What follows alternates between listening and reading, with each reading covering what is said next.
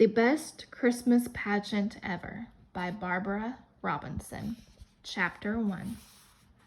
The Herdmans were absolutely the worst kids in the history of the world.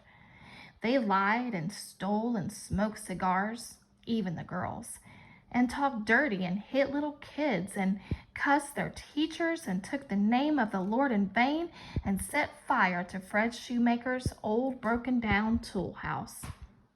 The tool house burned right down to the ground, and I think that surprised the Herdmans. They set fire to things all the time, but that was the first time they managed to burn down a whole building. I guess it was an accident. I don't suppose they woke up that morning and said to one another, "Let's go burn down Fred Shoemaker's tool house." But maybe they did. After all, it was a Saturday and not much going on. It was a terrific fire.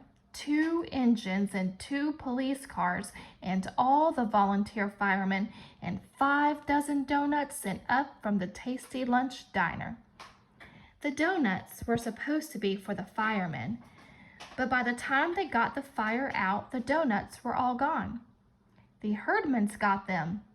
What they couldn't eat, they stuffed in their pockets and down the front of their shirts. You could actually see the donuts all around Ollie Herdman's middle. I couldn't understand why the Herdmans were hanging around the scene of their crime. Everybody knew the whole thing was their fault, and you'd think they'd have the brains to get out of sight.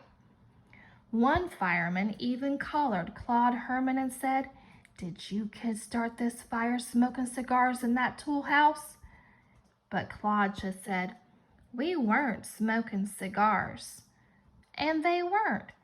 They were playing with Leroy Herdman's young Einstein chemistry set, which he stole from the hardware store, and that was how they started the fire. Leroy said so. "We mixed all the little powders together," he said, "and poured lighter fluid around on them and set fire to the lighter fluid. We wanted to see if the chemistry set was any good." Any other kid, even a mean kid, would have been a little bit worried if he stole $4.95 worth of something and then burned down a building with it.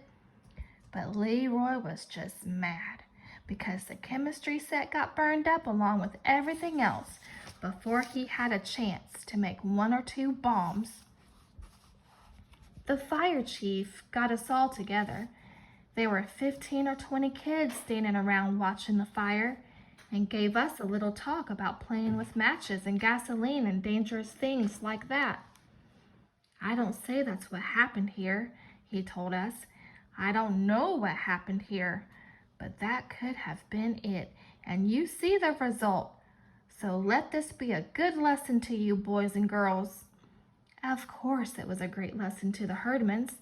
They learned that wherever there's a fire, there will be free donuts sooner or later.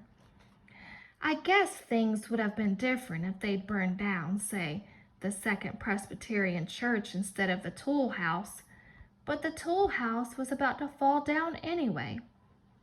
All the neighbors had pestered Mr. Shoemaker to do something about it because it looked